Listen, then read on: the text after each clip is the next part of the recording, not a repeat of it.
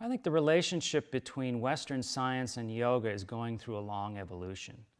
It started back in the 1800s with this impression from the media of these adept yogis doing these feats and these circus-like acts.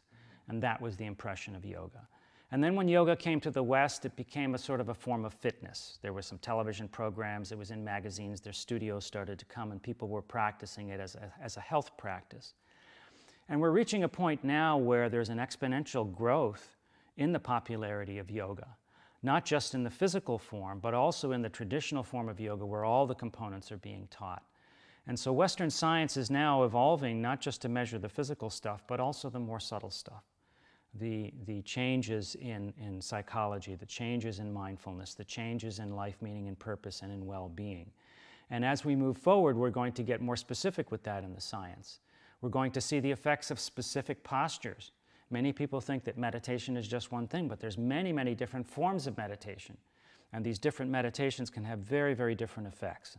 And so as the science moved forward, not only are we going to continue the validation of how powerful these techniques are, we're also going to get into specificities of how much yoga do you need and how often and which specific exercises are the best to practice for yourself, but also for different medical populations.